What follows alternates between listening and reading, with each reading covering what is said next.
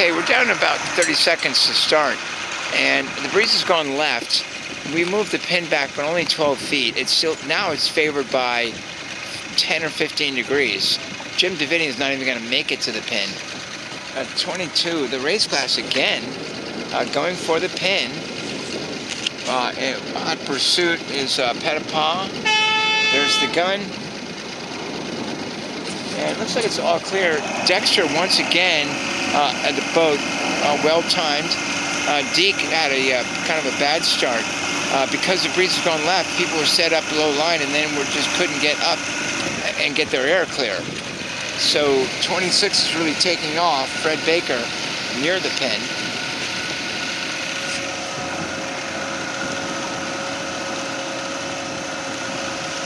This is Keith Fox right here in the middle, 19. They're lifting off of Jim, but they're also a tiny bit more heeled. Now their jib's gone a little light. That they've lifted off further, but they've slowed down a little bit relative to Jim. Meanwhile, these guys can tack across the fleet, which they will do. Fred Baker tacking to port. Tacking costs a little bit. It costs about a boat length, but I think they're going to make it. They're across Jim Davidian okay on Blue Jay, and they're going to get across Phoebe just fine. And so into the lead is Fred Baker on this one. That leaves, boy, the race class went slow just by taking the pin. And 24's done pretty well down there at Pettipaw. They're just tacking now.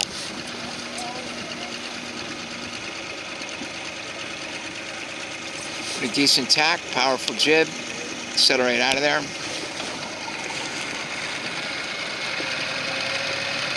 Surprisingly, Keith's now getting rolled by Jim after going so fast in the first race. They got caught pinching a little bit before this tack. They killed their speed a little bit, which hurt their tack. Jim was never sailing as high, but going faster the whole time, and his tack to come out with more speed. Meanwhile, Fred's still leading, but we got a couple of boats going right that are doing well, including Bob Perry at 15, and Dexter at 16, and Ika. Okay, from that right corner over there, we got 5 boats in the front row. Freedom and Bob Perry, Ika, John Dexter. This is a work drive with Fred Baker, Jim Davidian on Blue Jay, and I think that's the Pettipaws back there in Stiletto. Those 5 boats are pretty close even. I would say Fred is still leading. He was the one who attacked and crossed first from the left end, favored end of the line. So they still have the advantage of having started at the favored end. We'll have to pull that pin down some more for the next race. They only pulled it down 12 feet for this one. And Bob Perry's going to tack out of there. He's certainly not leading. He doesn't even quite get in Rico, who attacks right in front of them. They're not leading either.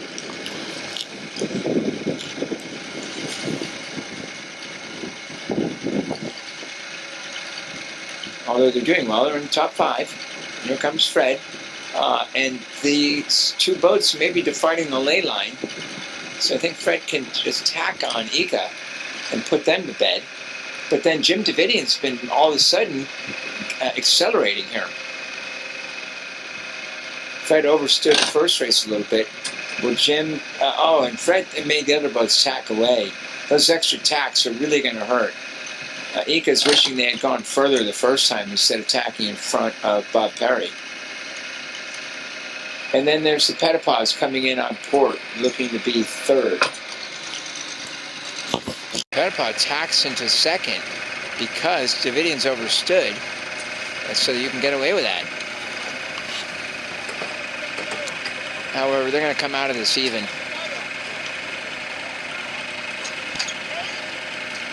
The main's a little loose on Jim's boat, luffing. But they're also further ahead on getting the spinner. Oh no, both chutes go up simultaneous. But Keith's got a little wrap. Of course, it's not exactly filled on Blue Jay either. I wonder if Dexter can take advantage in 4th.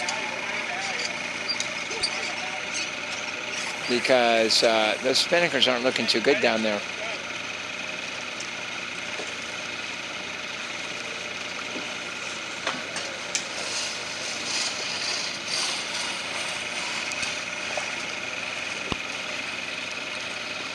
Wow, spinnaker's already up on Phoebe. Even though it's not filling because it's too tight an angle. But the wind's light enough that they can make it around this mark. They shoot up, and it should fill pretty quickly as they bear off. Well, it pulls too far back. Otherwise it would have filled more quickly.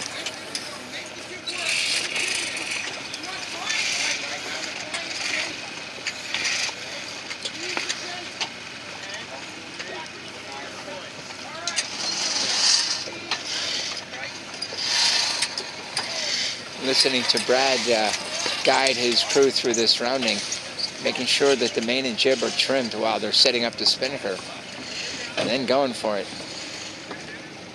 Mars has that pulled back a little premature, but it's going to be okay.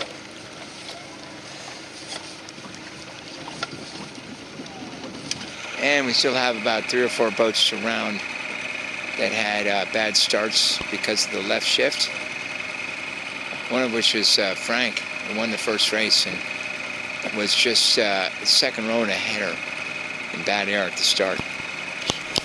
Okay, we're now in the second lap of race 3. It's a long race. We went twice around, but the breeze died from 6 down to about 3 or 4. Boat 20 seems to have the lead way out there. So Matt Flynn way out there in the lead. This Pettipods was left. And I think they were around second at the first mark, tacking in front of Davidian. But there's another weight boat way left that's doing well. I think that might be Jonathan Austin, who did well downwind. Yeah, it is, to rally for second or third by the leeward mark. One might expect the breeze to fill back in on this race after dropping to 3 knots. Could come back up to 4, 5, 6 knots. And where will it do that? Jonathan Austin's banking on the left. Stiletto's heading out to the left. And they seem to be moving okay out there. I don't know if they had boat speed problems in the first 2 races or just bad positioning. But they're going well now. A whole lot of boats doing okay on starboard. Look at 19 coming out on starboard. That's Keith Fox. They've been fast today. They won the second race. Nice starboard angle for Keith Fox. And way over on the far right, I believe that's Fred Baker taking a flyer. And the racing class is over there. 22, the middle boat of the 3, they're doing okay. So I believe the 2 corners are doing the best. Fred Baker way out there on the far right side, and attacking in the middle is Matt Flynn, who I think was leading, but he's tacking right in front of the race class. And then over here on the left side is Jonathan Austin, last week's big winner, with nice pressure. It's up to about 5 knots. They're going pretty well. They're really cutting through the water.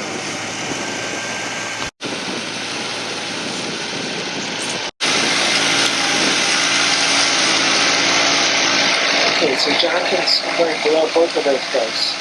Oh, but he gets tacked down by the racing class. That's going to hurt.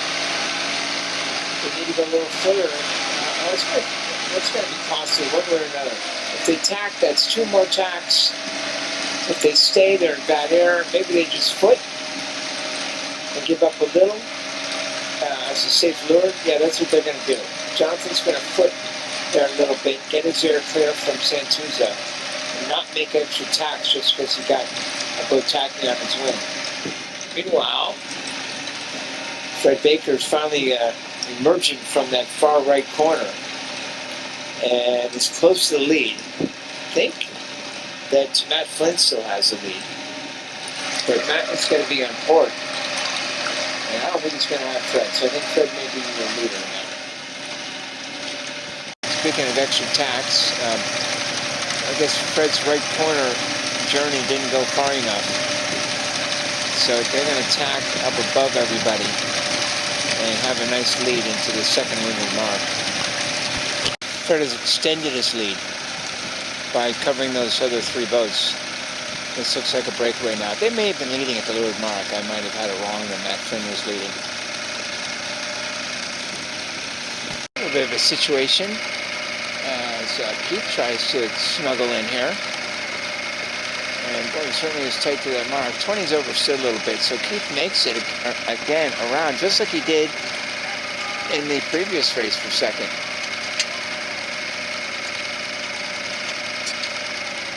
Matt is third in the racing class. On Santuza is fourth.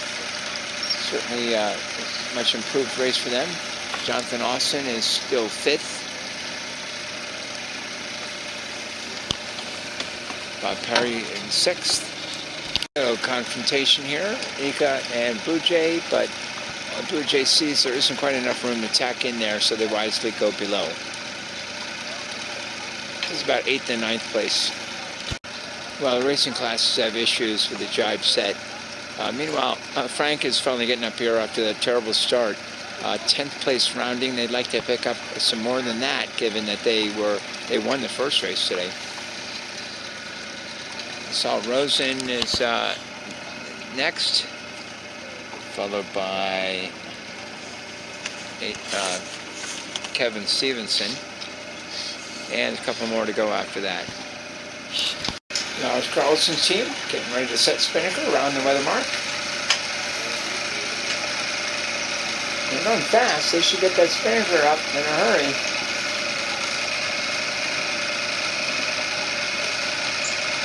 There they go.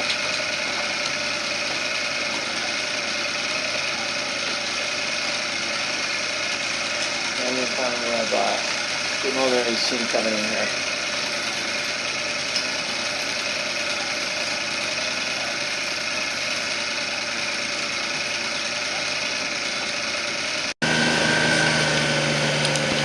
Well, here's the race class halfway down the last run. And they haven't done too badly. I believe they were, what, 4th at the first mark? And it took them a while to get the Spinnaker going, but they're taking advantage of a little bit of a lefty here, a header for them on starboard. And they may be still in 4th. They've made a big gain here is Frank McNamara. The race class is one of the boats I thought Frank might be able to pass on this leg. Frank was 10th. Yeah, no, this race class is nowhere near 4th. If they're tied with Frank, they're tied for 5th or 6th, along with Blue Jay over there is gained, and Ika. So it's close to mid-fleet.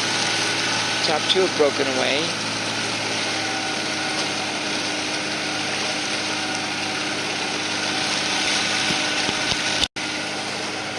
Whoops, I forgot about Fred. They're way in front.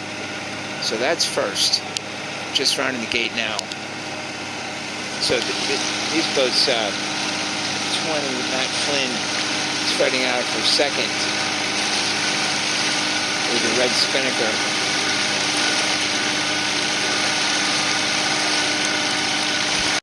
Okay, you can see Fred going upwind with a big lead. There's second place coming in.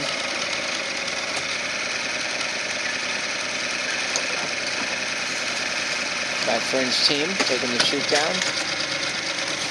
After that, Keith Fox is on the red Spinnaker on the inside of the other mark. While Jonathan Austin's going to be tied for 3rd or 4th. I think he's 4th. I think Keith's got 3rd here. Just starting his turn now. What do you say? Okay, oh good. I'll wait for the smoke to clear a little. All right, so 4 boats have rounded. 15 will be 5th. It's Bob Perry. And coming all the way back for 6th is Frank. Like I said, Frank wanted to pick up boats, rounding 10th back there. It may already be up to 5th here, by rounding the closer mark. So that would move Bob to 6th. Jim Davidian to 7th, and the racing class has dropped to 8th. Ika will be 9th down here.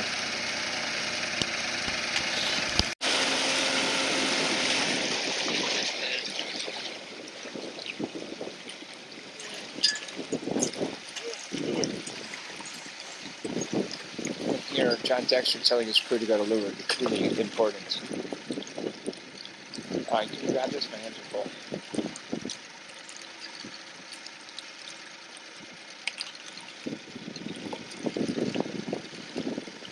And keep going forward. Alright, we're going to motor up to the finish. Maybe in time to catch Fred's finish. But certainly in time to see the second. There's first. Fred just crossing the line now with an enormous swing. Bob Flynn hangs on for second. Bob Perry snares third from Jonathan Austin in fourth. And the leader took about 36 minutes to complete the course. It was twice around and the wind was light. Because the right side was good on this last beat as Jim Davidian rallies for a fifth. That's where Frank McNamara was hoping to finish when he rounded the leeward mark in about fifth or sixth. But well, he's not going to get much here. He's coming in close to us. Meanwhile, Keith Fox finishes next in sixth. And the racing class, I think, nips out Frank for seventh.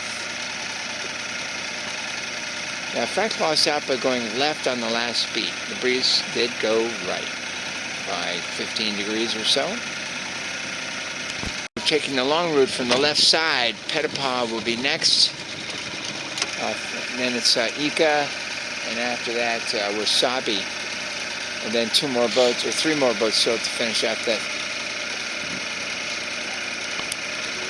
That'll wrap it up for race 3. We got to try to get in a fourth race quickly before the salt ship comes in. See how that works.